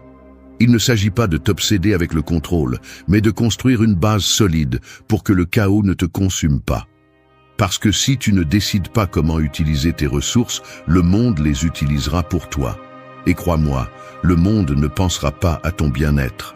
Crée des systèmes, établis des routines, simplifie l'inutile. Ton esprit n'est pas fait pour décider 20 fois la même chose. Il est fait pour créer, pour construire, pour avancer. Automatise l'anodin. Protège ton énergie comme si c'était de l'or, parce que c'est le cas. 7. Scanne ton environnement. Coupe ce qui t'éteint. Imagine que tu es une torche allumée. Ton feu représente ton énergie, ta concentration, ton ambition, ta clarté. Mais si tu es entouré de vent, d'humidité ou de personnes qui te soufflent dessus tout le temps, ta flamme ne reste pas stable. Elle vacille, s'affaiblit et avec le temps, s'éteint. Il en va de même pour ton environnement. Tu peux avoir des objectifs clairs, des habitudes disciplinées et une mentalité forte, mais si tu es entouré de facteurs qui te drainent constamment, tu ne vas jamais avancer comme tu le devrais. Et le pire, c'est que souvent tu ne t'en rends même pas compte. Tu t'habitues à cet environnement qui te freine, tu le normalises, tu le justifies. Jusqu'au jour où tu te demandes pourquoi tu es bloqué, pourquoi tu as l'impression de ne plus avoir l'étincelle qui te motivait auparavant. Ton environnement n'influence pas seulement, il te façonne. Les personnes avec qui tu parles, les lieux où tu passes ton temps, les objets que tu as à vue, tout cela te parle, tout le temps. Cela te pousse en avant ou te fait sombrer peu à peu. C'est pourquoi, si tu veux vraiment reconquérir ton pouvoir personnel, tu dois scanner ton environnement comme si tu étais un gardien dans ta propre forteresse. Identifie ce qui nourrit ton feu et ce qui l'éteint. Et aie le courage de faire quelque chose à ce sujet. Les stoïciens parlaient d'être imperturbable, de garder son calme au milieu du chaos. Mais ne confonds pas cela avec le fait de rester là où tout te fait du mal, comme si c'était une épreuve de résistance. La force mentale ne consiste pas à supporter ce qui t'éteint, mais à avoir la lucidité et la force de couper ce qui n'ajoute rien. Il y a des personnes qui se nourrissent de ton insécurité, qui se plaignent constamment, qui ne savent parler que de ce qui va mal et qui ne veulent rien changer. Il y a des espaces qui te gardent coincé dans des routines vides, qui te volent du temps et t'offrent du confort en échange de progrès. Il y a de petites habitudes dans ton environnement qui, si tu ne les surveilles pas, finissent par te drainer sans que tu t'en rendes compte. Il ne s'agit pas de devenir froid ou radical, il s'agit d'assumer ta responsabilité, parce que ton environnement ne change pas tout seul, et si tu ne le mets pas en ordre, tu t'adaptes. Et si tu t'adaptes, tu t'éteins. Fais un bilan sans excuse. Regarde honnêtement qui t'entoure. Demande-toi si ces personnes t'élèvent ou te tirent vers le bas. Observe les lieux que tu fréquentes. Évalue s'ils t'inspirent ou s'ils ne te servent qu'à t'échapper. Regarde ton espace physique, ton bureau, ta chambre, ton téléphone. Est-ce qu'ils te poussent à grandir ou t'invitent-ils à rester le même? N'attends pas que tout soit parfait. Commence parce que tu peux changer aujourd'hui. Éloigne-toi de ceux qui n'apportent que du drame. Réduis le temps avec les personnes qui ne respectent pas ton processus. Élimine les objets que tu n'utilises pas, mais qui occupent de l'espace mental. Nettoie ton environnement de distractions visuelles et émotionnelles. Entoure-toi de stimuli qui te rappellent ce que tu veux construire, pas ce que tu as déjà laissé derrière. Ton feu a besoin d'oxygène, de direction et de protection. Et cela ne peut être réalisé que lorsque tu fais de l'environnement un allié, pas un obstacle. Parce que aussi fort que tu sois à l'intérieur, si tout autour de toi conspire pour t'affaiblir, tôt ou tard, il y parvient. Scanne ton environnement avec froideur. Coupe ce qui t'éteint sans remords. Et fais de la place pour ce qui t'allume. Non pas par ego, non pas par caprice, mais parce que tu ne peux pas te permettre de vivre avec une âme à moitié. 8. Embrasse ta singularité. Grandis là où les autres s'arrêtent. Pense à une fissure dans la roche. Pour beaucoup, c'est une imperfection, un défaut, quelque chose qui brise l'uniformité de la surface. Mais il y a des plantes qui ne peuvent pousser que là, dans ces fissures, où personne ne s'attend à ce que quoi que ce soit fleurisse. Elles ne le font pas malgré la fissure, mais grâce à elles. Ta singularité fonctionne de la même manière. Ce qui te rend différent, ce que les autres ne comprennent pas, ce qui ne rentre pas dans les moules traditionnels, n'est pas une faiblesse. C'est ton point de départ. C'est ton terrain fertile. Mais si tu le caches, si tu le coupes, si tu essaies d'être comme les autres, tu tues la partie de toi qui a le plus de potentiel. La plupart des gens cherchent à s'intégrer. Ils veulent ressembler, s'adapter, passer inaperçus pour ne pas déranger. Ils suivent ce qui est à la mode, imitent ce qui fonctionne, copient ce que les autres applaudissent. Mais cela a un prix, le prix de renoncer à ce qui les rend vraiment uniques. Et personne ne peut avoir le contrôle personnel s'il vit pour satisfaire les attentes externes. Être authentique n'est pas seulement un choix esthétique, c'est une décision stratégique, parce que ce qui te rend différent est aussi ce qui peut te mener plus loin si tu l'utilises bien. Les stoïciens enseignaient que vivre selon ta nature est la base d'une bonne vie. Et ta nature n'est pas une copie. Ce n'est pas ce que tu as vu sur les réseaux sociaux, ni ce qu'on t'a dit que tu devrais être. C'est ce qui vibre en toi quand tu es silencieux. C'est ce que tu fais bien sans effort, ce que tu penses même quand tu ne veux pas, ce qui te motive quand tout le reste perd son sens. Il ne s'agit pas d'être excentrique pour attirer l'attention. Il s'agit d'avoir le courage de suivre ton propre chemin, même si personne d'autre ne le comprend. Ta singularité est ton signal. C'est la marque qui te distingue au milieu du générique. Et quand tu la rejettes par peur du jugement, tu deviens plus faible. Non pas parce que tu es moins capable, mais parce que tu te bats contre toi-même. En revanche, lorsque tu l'embrasses, lorsque tu arrêtes de la cacher et que tu la mets au service de ta croissance, quelque chose de puissant se produit. Tu commences à construire là où les autres ne font qu'imiter. Tu commences à avancer là où les autres s'arrêtent. Tu deviens inimitable, solide, libre. Il y aura ceux qui ne comprendront pas ta façon de penser, ton style de vie, tes décisions, peu importe. Tu n'as pas besoin de l'approbation du monde, tu as besoin du respect de toi-même, qui n'arrive que lorsque tu oses être qui tu es vraiment. Parce que rien ne consomme plus d'énergie que de faire semblant, et rien ne donne plus de force que de vivre en accord avec ton essence. Celui qui veut reconquérir le contrôle personnel doit arrêter de se cacher. Tu ne peux pas construire de pouvoir si tu es déguisé. Tu ne peux pas vivre avec intention si tu édites chaque partie de toi pour que les autres l'acceptent. Embrasse ta singularité, non pas comme un ornement, mais comme une source de direction.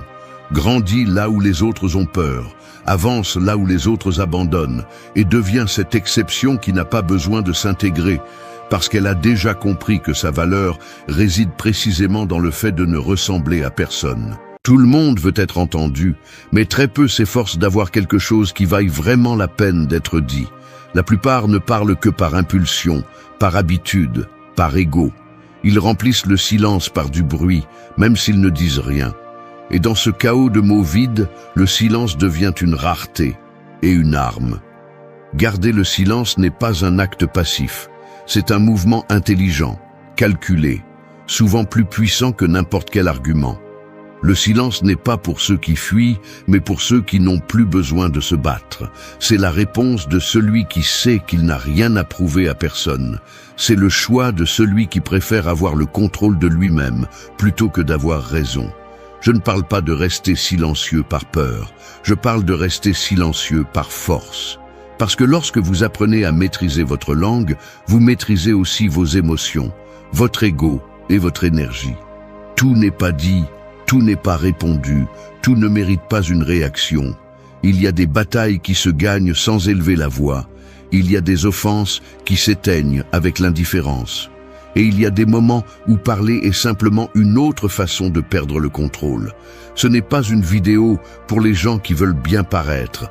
C'est pour ceux qui en ont assez de gaspiller de l'énergie, de tomber dans des provocations inutiles, de parler quand au fond ils savent qu'ils auraient dû rester silencieux. Ici, nous ne venons pas pour déguiser la réalité, mais pour l'affronter telle qu'elle est. Parce que si vous ne pouvez pas contrôler votre impulsion de parler, vous ne pourrez contrôler rien d'autre. Aujourd'hui, nous allons parler du silence. Mais plus que cela, nous allons apprendre à l'utiliser comme un outil réel, pratique, puissant. Non pas comme une excuse pour fuir, mais comme un moyen de prendre le contrôle, de vous dominer, de vous respecter, de gagner sans même ouvrir la bouche. 1. Mords-toi la langue avant de déclencher la tempête. Il y a des moments où tout en toi veut exploser. Quelqu'un te provoque, te pousse à bout, te lance un mot, un regard, un geste qui semble te demander de répondre avec fureur.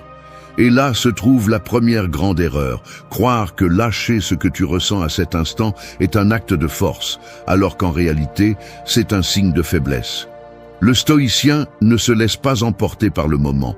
Il ne parle pas quand il brûle de l'intérieur, parce qu'il sait que les mots lancés avec colère construisent rarement quelque chose. Ils détruisent plutôt. Le silence, dans ces moments de feu, n'est pas passivité. C'est un frein. C'est un contrôle brutal sur soi-même. C'est la domination de l'esprit sur l'impulsion. Se mordre la langue n'est pas une métaphore douce, c'est une bataille interne. Parce que quand quelque chose te fait mal ou te met en colère, ton instinct est de tirer. Tu veux crier, insulter, montrer clairement que tu ne te laisses pas faire. Mais quel est le résultat réel? Tu te dévalorises. Tu perds le focus. Tu donnes ta paix à l'autre. Réagir avec colère ne te rend pas fort. Ça te rend prévisible. Ça fait de toi quelqu'un que n'importe qui peut contrôler avec une simple poussée émotionnelle. Le philosophe Épictète le disait clairement. Ce n'est pas ce qui t'arrive qui te fait du mal, mais ton opinion à ce sujet. L'opinion naît dans ton esprit et se transforme en mots quand tu ne la contrôles pas. Et une fois que tu parles, il n'y a pas de retour en arrière. Tu peux t'excuser, tu peux essayer d'expliquer, mais ce que tu as dit avec colère a déjà laissé une marque, en toi, dans l'autre personne, dans la relation. Apprendre à se taire quand tout en toi crie que tu parles n'est pas facile. Cela demande de la force, cela demande de l'entraînement. Mais c'est l'une des compétences les plus précieuses que tu peux développer, parce que celui qui se contrôle au milieu de la tempête domine le terrain. Il ne s'agit pas de te réprimer pour toujours, il s'agit d'attendre, de laisser le feu s'apaiser, d'observer ce que tu ressens sans agir à partir de là. Le silence ne signifie pas soumission, il signifie stratégie. Peut-être décideras-tu de parler plus tard, peut-être pas. Mais si tu le fais, ce ne sera pas à partir du chaos, ce sera à partir du calme.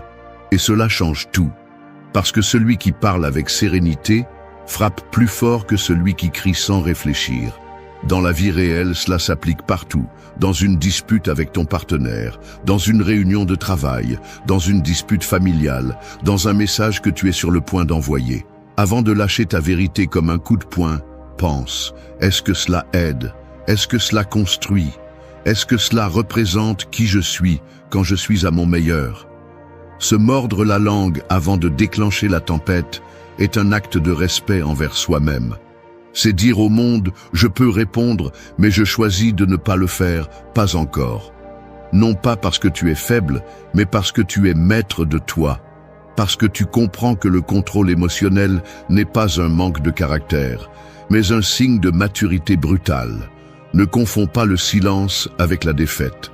Parfois, c'est la plus grande forme de victoire, parce que le véritable pouvoir n'est pas dans la réaction immédiate, mais dans la capacité d'attendre, de réfléchir et de choisir avec précision quand et comment agir. Et quand tu apprends cela, tu cesses d'être l'esclave du moment et tu commences à devenir le maître de ton destin. 2. Reconnais ton ignorance avec dignité. L'esprit humain est comme une lanterne. Il éclaire ce qu'il connaît, mais au-delà du faisceau de lumière, il y a toujours de l'obscurité. Ce que tu ne vois pas ne disparaît pas. Tu ne le comprends tout simplement pas encore. Et le plus curieux, c'est que plus tu crois que ta lanterne est puissante, plus l'orgueil que tu portes sans t'en rendre compte est dangereux. Accepter que tu ne sais pas tout n'est pas un signe de faiblesse, c'est un acte de sagesse. Mais nous vivons dans une société où prétendre tout savoir te donne du statut, même si intérieurement tu répètes ce que tu as entendu sans le comprendre. L'ignorance n'est pas le problème est de ne pas avoir le courage de la reconnaître. Dans la philosophie stoïcienne, l'un des principes les plus puissants est l'humilité intellectuelle. Savoir se taire quand tu n'as rien de précieux à apporter. Savoir poser des questions sans craindre le jugement. Savoir observer avant de donner ton avis, car celui qui parle depuis l'ignorance parle depuis l'ego. Et l'ego est ce poison silencieux qui te convainc que tu es arrivé, alors que tu n'as même pas encore commencé. Reconnaître que tu ne sais pas ne te rend pas inférieur, ça te rend réel, ça te permet d'apprendre, de grandir, de corriger. Mais pour cela, tu dois tuer une partie de toi, celle qui veut t'impressionner, celle qui veut avoir raison, celle qui se sent attaquée chaque fois que quelqu'un en sait plus. Cette partie est fragile, même si elle crie fort. C'est cette partie que tu dois enterrer si tu veux vraiment évoluer. Peu importe combien de livres tu as lus, combien de titres tu as, combien de phrases tu répètes. Si tu ne peux pas admettre qu'il y a encore des choses que tu ne comprends pas, tu es bloqué. L'ignorant n'est pas celui qui ne sait pas. C'est celui qui croit qu'il n'a plus besoin d'en savoir plus. Et c'est celui qui fait le plus de bruit, parce qu'il a peur que quelqu'un découvre combien il y a peu derrière sa façade. Dans la vie réelle, cela se traduit par quelque chose de très simple. Quand tu ne sais pas quelque chose, tais-toi. Écoute. Apprends. Pose des questions. Ne réagis pas avec sarcasme, ne change pas de sujet, ne te mets pas sur la défensive. Si quelque chose te dérange, c'est probablement parce qu'il touche un point aveugle. Et là, juste là, c'est là où tu as le plus besoin de rester silencieux et d'observer. Parfois, l'orgueil te dira « Ne te laisse pas faire, tu sais aussi ». Mais si ce que tu es sur le point de dire n'est pas basé sur la compréhension, alors ne parle pas. Tu n'as pas besoin de faire semblant, tu as besoin de comprendre. Et comprendre nécessite de l'humilité. Cela nécessite de mettre l'ego en pause.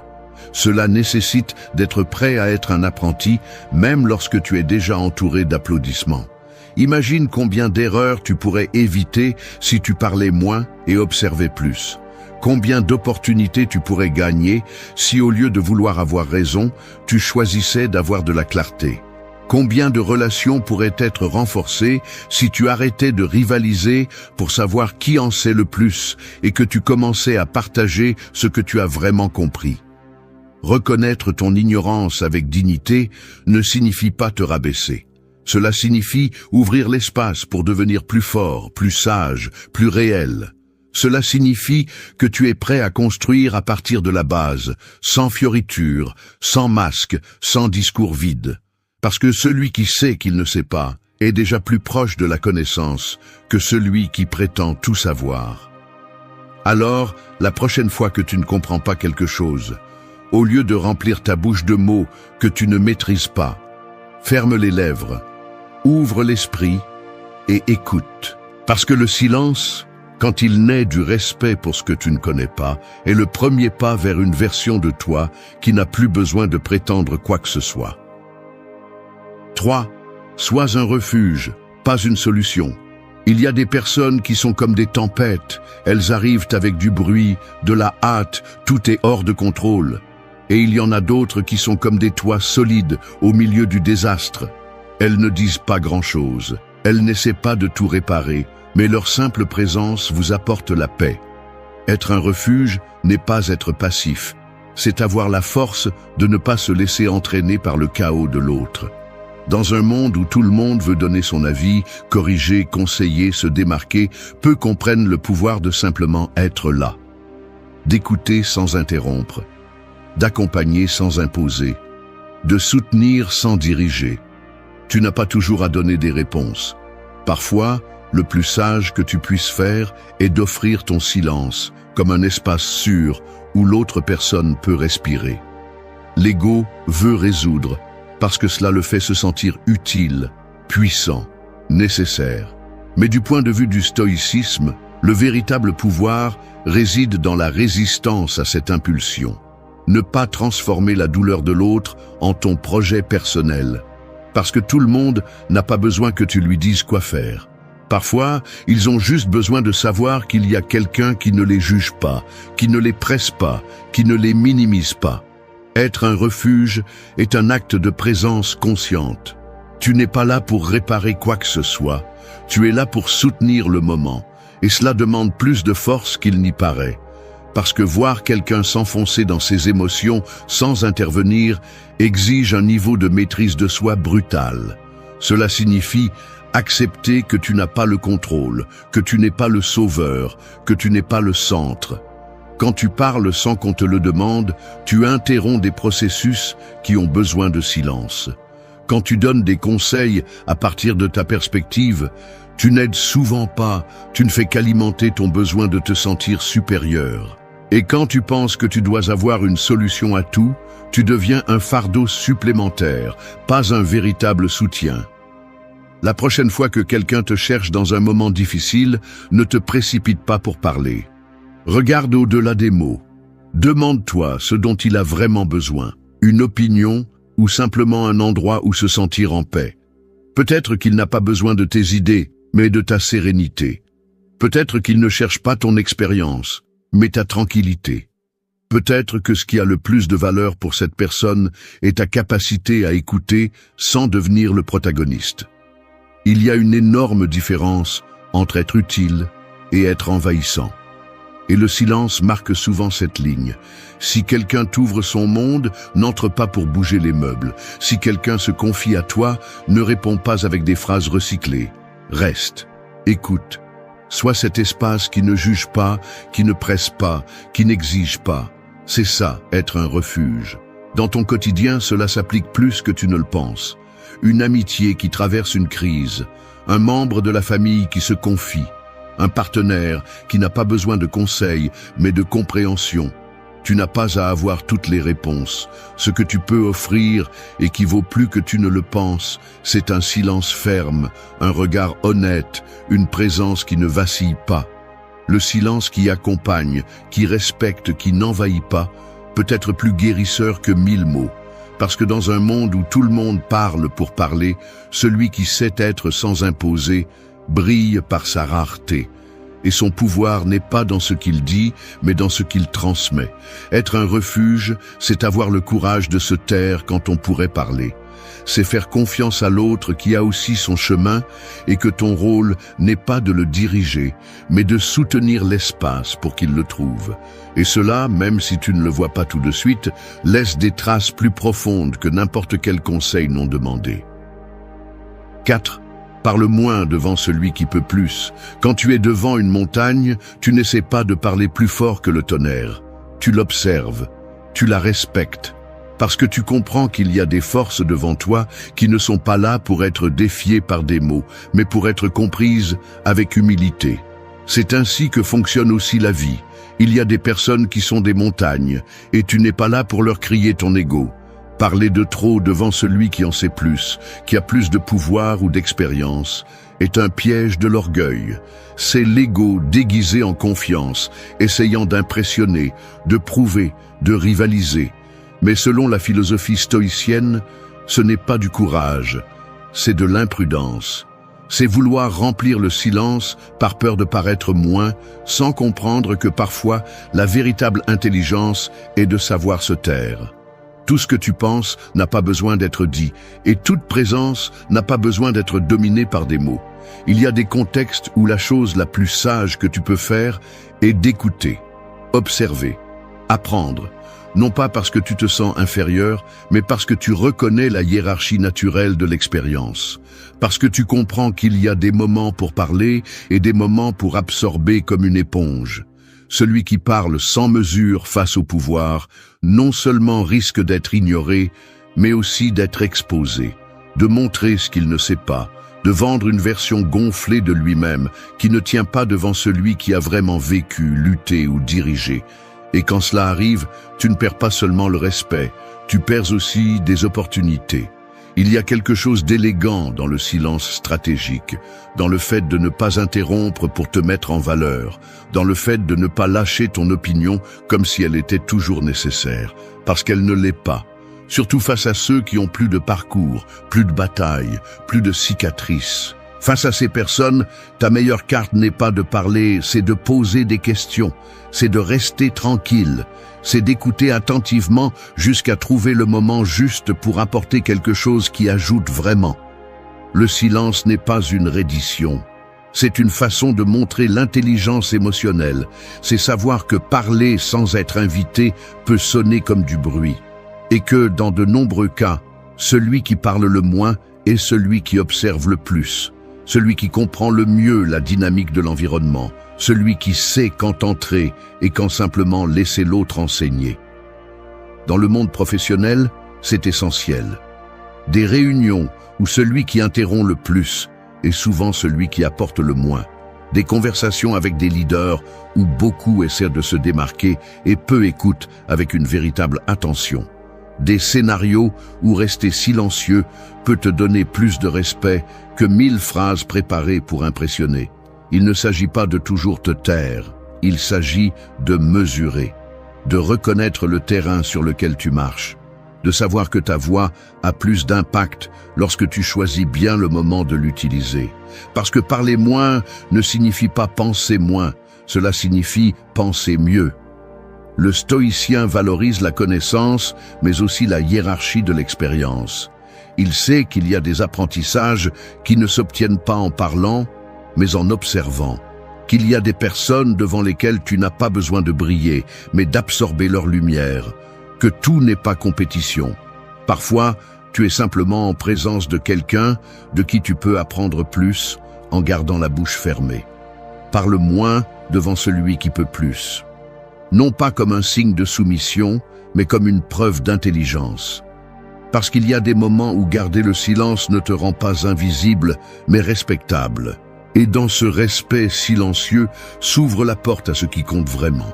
Apprendre, grandir et être prêt pour le moment où ta voix fera vraiment la différence. 5. Ne descends pas dans la boue avec celui qui cherche à te salir. Il y a des gens qui ne veulent pas de dialogue, ils veulent la guerre. Ils ne cherchent pas à comprendre, ils cherchent à t'entraîner dans leur marécage où tout est bruit, saleté, attaques et orgueil. Ils sont comme des mains pleines de boue tendues vers toi. Et si tu ne sais pas poser des limites, tu finis par les serrer et à te salir avec elles. La boue a un piège. Plus tu bouges dedans, plus tu t'enfonces. Il en va de même pour les conflits sans sens, les provocations bon marché, les gens qui vivent en cherchant la bagarre. Si tu descends à leur niveau, tu as déjà perdu. Peu importe la qualité de tes arguments, peu importe combien tu penses avoir raison. En leur répondant avec la même énergie, tu te contamines, tu t'éloignes de toi. Et pire encore, tu perds ton centre. Du point de vue du stoïcisme, la réponse n'est pas de confronter celui qui provoque, mais de l'ignorer avec dignité. Car le contrôle de soi vaut plus que n'importe quelle victoire verbale. Tu n'as pas besoin de crier, d'humilier ou de te défendre avec agressivité. Celui qui est en paix ne discute pas avec celui qui vit en guerre. Parfois, l'insulte déguisée en critique arrive juste quand tu es le plus faible. Juste quand la fatigue te pèse ou l'émotion te tremble à l'intérieur. Et c'est alors que la boue devient tentante. Tu veux répondre, tu veux remettre cette personne à sa place. Mais t'arrêter, respirer et garder le silence est beaucoup plus courageux que d'entrer dans cette bataille absurde. Celui qui te provoque veut une réaction. Il se nourrit de cela. S'il ne l'obtient pas, il s'éteint. Mais si tu réponds, si tu baisses la garde, si tu entres dans le jeu, tu lui donnes exactement ce qu'il cherchait, ton énergie. Et après cela, peu importe si tu gagnes ou perds la discussion. Tu es déjà sale, tu es déjà dans la boue, te battant par orgueil, par colère, par besoin d'avoir le dernier mot. Dans la vie quotidienne, cela se répète constamment. Des discussions sur les réseaux sociaux qui ne mènent nulle part, des commentaires malveillants au travail, des personnes toxiques dans ton entourage qui cherchent seulement à te faire tomber.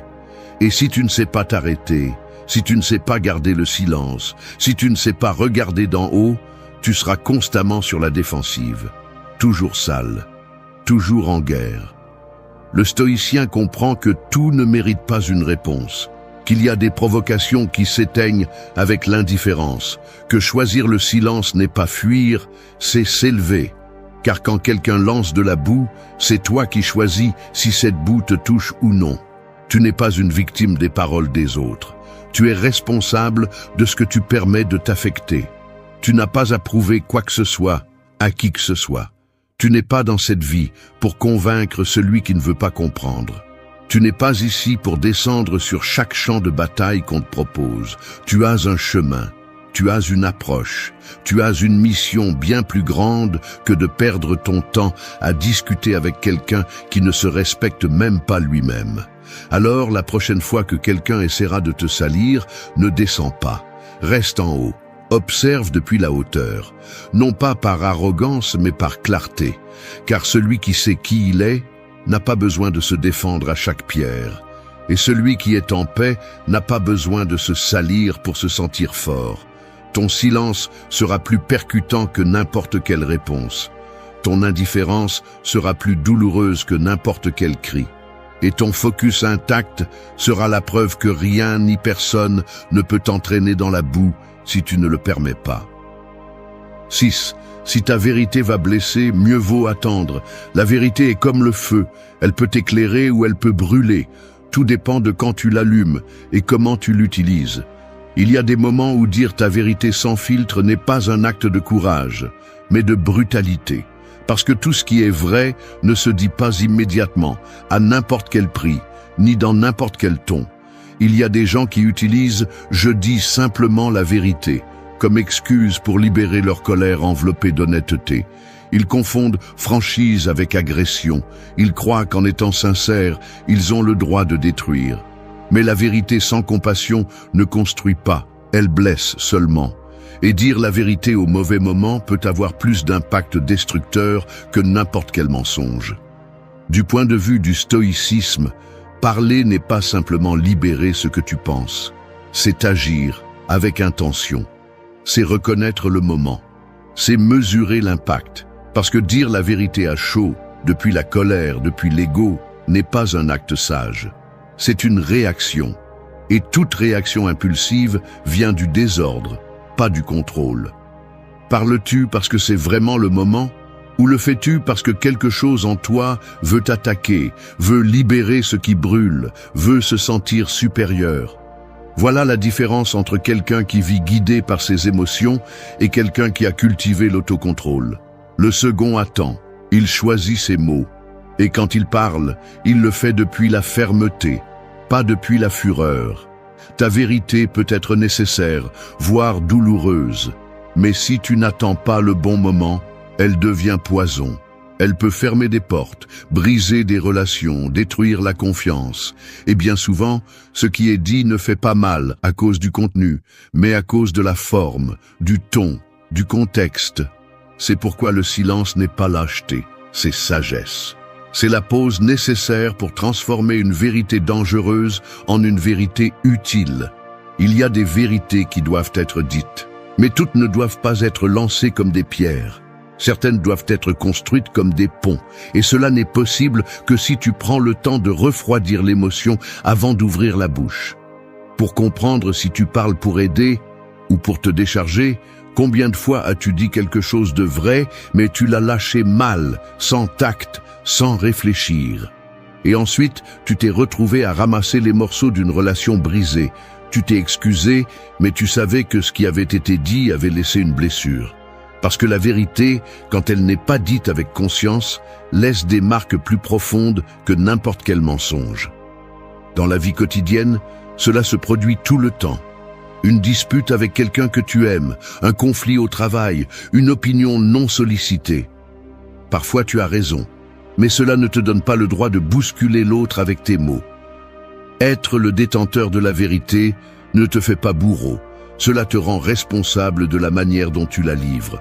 Le stoïcien ne parle pas simplement parce qu'il le peut, il parle quand il le doit. Et si sa vérité va faire mal, il la polit, il la pense, il la pèse. Parce qu'il sait qu'il ne s'agit pas de se taire pour toujours, mais de choisir le moment exact où cette vérité peut servir, pas détruire. Attendre n'est pas une faiblesse, c'est de la préparation, c'est du respect. C'est comprendre que le pouvoir de la parole réside dans sa précision, pas dans sa violence.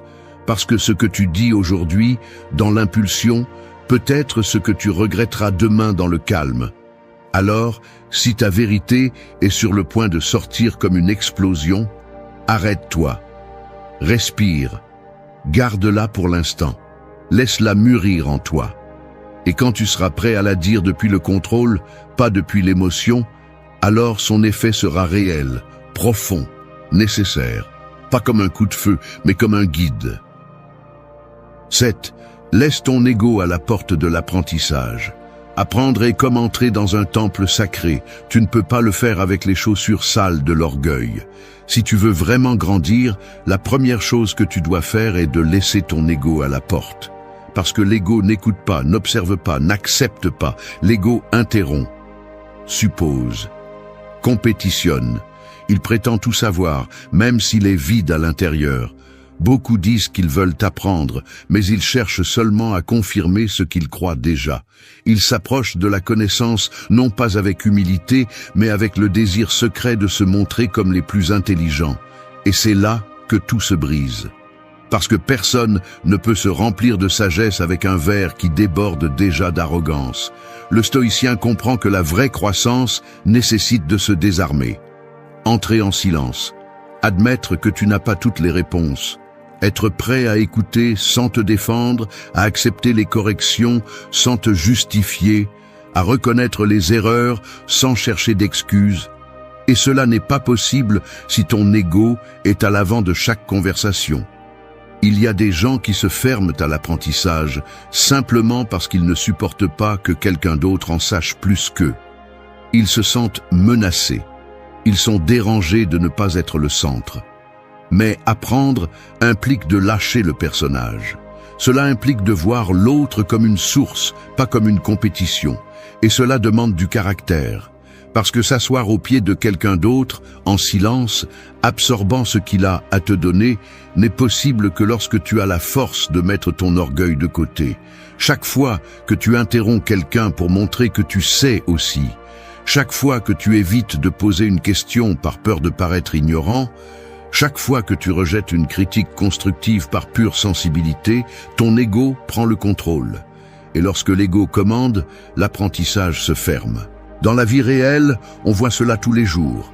Des employés qui n'écoutent pas leur leader, des jeunes qui méprisent l'expérience, des gens qui demandent des conseils mais ne les appliquent pas parce qu'ils viennent de quelqu'un qui ne les impressionne pas. Ils se ferment à l'opportunité d'apprendre parce qu'ils sont trop occupés à se défendre contre une menace qui n'existe que dans leur tête. Apprendre vraiment nécessite une humilité brutale. C'est dire « je ne sais pas, mais je veux savoir ». C'est approcher de l'autre non pas pour le surpasser, mais pour absorber quelque chose de précieux. C'est arrêter de chercher l'approbation et commencer à chercher la compréhension. Et cette mentalité est celle qui sépare celui qui stagne de celui qui évolue. Il faut comprendre quelque chose. Tout apprentissage ne vient pas enveloppé de jolis mots. Parfois, apprendre fait mal. Ça te confronte, ça t'expose. Mais si au lieu de fermer les oreilles, tu choisis de te taire et d'écouter, tu obtiens quelque chose qui n'a pas de prix. Et ce quelque chose se traduit par plus de clarté, plus d'outils, plus de pouvoir interne. Le stoïcien se tait pour pouvoir comprendre. Il ne s'intéresse pas à avoir raison, il s'intéresse à avoir des résultats. C'est pourquoi il ne discute pas avec celui qui en sait plus. Il ne cherche pas à être le protagoniste dans une salle pleine de sagesse, il n'interrompt pas l'enseignement avec son insécurité. Il garde le silence, non pas par infériorité, mais par respect pour le processus.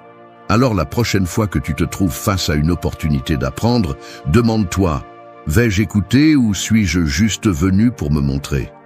Suis-je ici pour m'améliorer ou juste pour nourrir mon ego?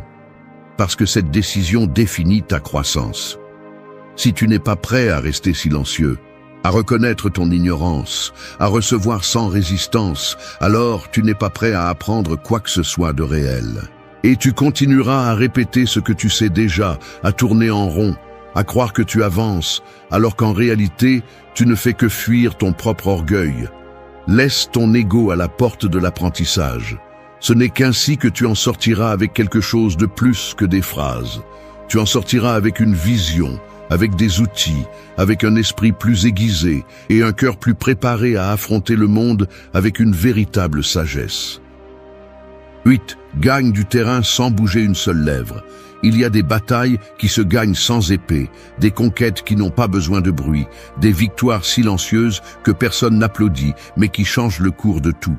Tout comme un arbre ne se vante pas de sa croissance, mais ses racines s'étendent jour après jour, tu peux aussi avancer sans avoir à annoncer chaque pas. Le silence, lorsqu'il est combiné avec la discipline, devient une stratégie pure. Dans un monde obsédé par l'apparence du progrès, par la démonstration des réalisations, par le cri de chaque mouvement, rester silencieux semble étrange. Mais c'est précisément cette étrangeté qui te donne un avantage. Parce que pendant que les autres sont distraits en parlant, tu es concentré en agissant. Pendant que les autres essaient d'impressionner, tu es en train de construire. Pendant que les autres discutent, tu avances. Du point de vue stoïcien, le véritable pouvoir n'est pas dans ce que tu déclares, mais dans ce que tu fais sans avoir besoin de l'exposer. Un stoïcien ne perd pas de temps à expliquer chaque décision. Il sait que la valeur réelle de ses actes réside dans le résultat, pas dans l'opinion des autres. C'est pourquoi il se tait. C'est pourquoi il observe. C'est pourquoi il avance avec fermeté, même si personne ne le voit venir. Gagner du terrain sans bouger une seule lèvre ne signifie pas rester immobile. Cela signifie bouger intelligemment. Cela signifie que tu n'as pas besoin de validation constante, que tu n'essaies pas de convaincre quelqu'un, que ton énergie est tellement concentrée sur la croissance, l'amélioration, l'avancement, que tu n'as pas le temps de nourrir ton ego avec des applaudissements vides. Les gens parlent beaucoup quand ils ont peu à montrer. Ceux qui font vraiment quelque chose d'important sont généralement occupés, concentrés, silencieux, parce qu'ils savent que le bruit peut attirer l'attention, mais ne construit pas le respect. Et le respect durable se gagne avec des résultats, avec de la cohérence, avec une présence constante, pas avec des discours vides. Quand tu n'annonces pas tes pas, personne ne peut bloquer ton chemin. Quand tu ne révèles pas tes plans, personne n'a le temps de les saboter. Quand ta croissance est interne, profonde, silencieuse, elle devient imparable. Parce qu'elle ne dépend pas de l'acceptation externe, ni de la reconnaissance publique. Elle dépend seulement de toi. Dans la vie réelle, cela s'applique à tout, à ton progrès personnel, à tes objectifs professionnels, à tes relations. Parfois, le meilleur mouvement est de ne rien dire, ne pas expliquer, ne pas justifier, juste agir, juste avancer, laisser tes résultats parler pour toi, et quand ils le feront, ils parleront plus fort que n'importe quelle promesse ou discours. Tu n'as pas besoin de raconter à tout le monde chaque pas que tu fais. Tu n'as pas besoin de prouver que tu changes, juste fais-le. Et laisse le silence devenir ton bouclier, ta stratégie, ta signature, parce que pendant que les autres cherchent de l'attention, tu gagnes du terrain. Tu grandis dans l'invisible, dans ce qui n'est pas mesuré par des applaudissements, mais se ressent dans ta façon de vivre, de regarder, de marcher.